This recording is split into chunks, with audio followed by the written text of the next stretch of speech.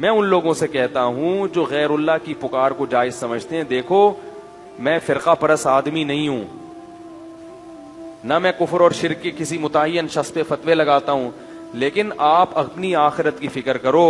ابراہیم علیہ السلام نے اپنی قوم کو سمجھایا کہ شرک چھوڑ دو، قوم نہیں مانی۔ ابراہیم علیہ السلام نے کہا انما اتخذتم من دون اللہ اوثانا مودۃ بینکم فی الحیات الدنیا، تمہارے آپس میں ریلیشن اچھے ہیں، اس ریلیشن کی وجہ سے میری بات کا انکار کر رہے ہو، لیکن یہی تعلقات قیامت کے دن تمہارے نقصان کا سبب بنیں گے، ایک دوسرے کے دشمن بن کے ایک دوسرے کے گریبان پکڑو گے۔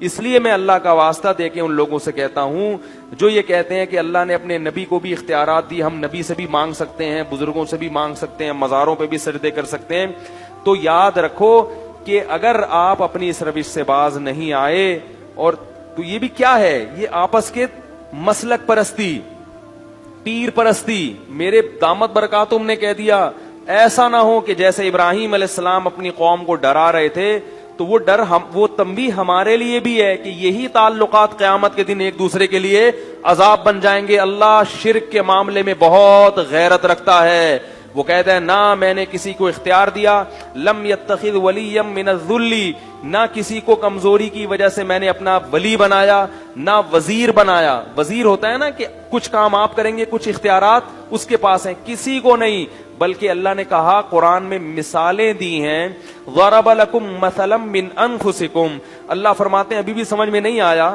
تو میں تمہیں ایک مثال دیتا ہوں تمہاری ہی، هل لکم مما ملکت ایمانکم من شرکاء فیما رزقناکم، کہ تمہارے جو غلام ہوتے ہیں کیا تم ان غلاموں کو اپنے ساتھ شریک کرتے ہو اپنی پراپرٹی میں؟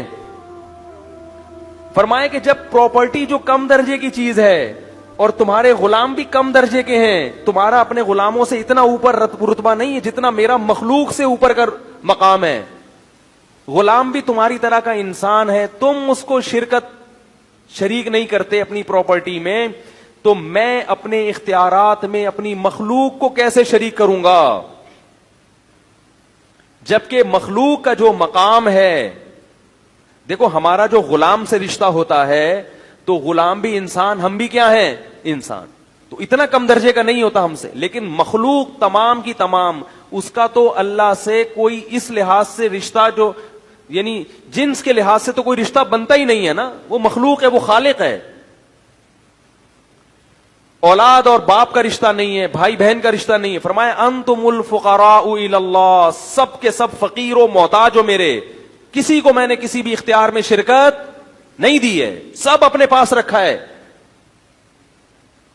تو اس لیے بھائی یہ بہت خطرناک شرک ہے جو آپ کی قبر کو آگ سے بھر دے گا، آپ کی بخشش کی دعا کو حرام کر دے گا آپ کے والدین اولاد کے لیے، اولاد کو اجازت نہیں ہوگی کہ آپ کے لیے بخشش کی دعا مانگیں۔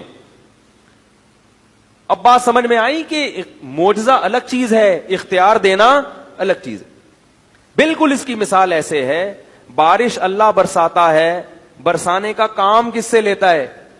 فرشتوں سے، کہتے ہیں بارش برسانے کا فرشتہ یہ فلاں، تو کام اللہ کسی سے بھی لے سکتا ہے، فرشتوں سے بھی، پیغمبروں سے بھی، اولیاء اللہ سے بھی، مگر اختیار کس کے پاس ہے؟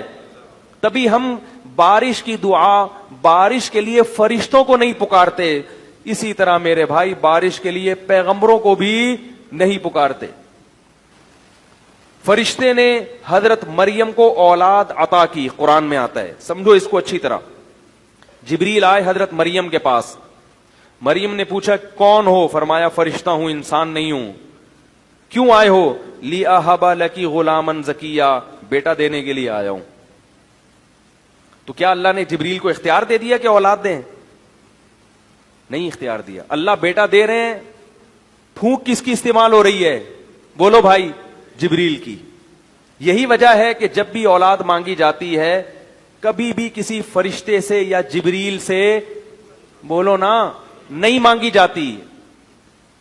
تو اگر آپ یہ دلائل دیتے ہو کہ اللہ کے نبی نے چاند کے 2 ٹکڑے کیے اور یہ کیا، یہ معجزہ دکھایا تو ہم اللہ کے نبی سے مانگتے ہیں، تو پھر اولاد کس سے مانگنی چاہیے؟ جبریل سے۔ وہ تو قرآن میں آتا ہے کہ انہوں نے حضرت مریم کو بغیر باپ کے اولاد دی، تو جو بغیر شوہر کے اب کسی عورت کو اولاد دے سکتے ہیں تو میاں بیوی کو کیوں نہیں دے سکتے پھر؟ وہ یہاں تو شوہر بھی ہے اور بیوی بھی ہے اور دونوں صحت مند ہیں، پھر جبریل سے کیوں نہیں مانگتے؟